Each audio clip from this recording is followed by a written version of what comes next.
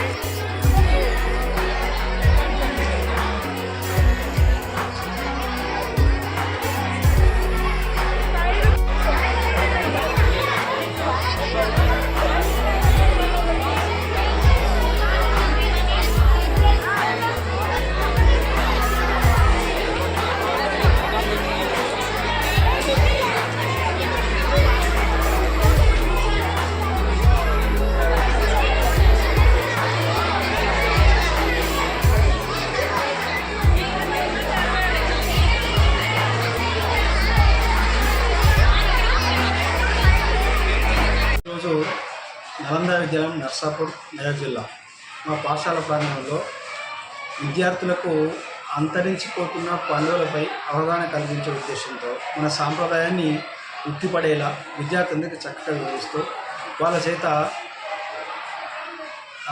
చక్కటి ప్రోగ్రాం జరిపిస్తూ ముగ్గులు, గాలిపటాలు ఎగిరేస్తూ చక్కగా ఈరోజు మా పాఠశాల విద్యార్థులందరూ ఆనందోత్సవాల మధ్య పండుగను ఏర్పాటు చేయడం జరిగింది.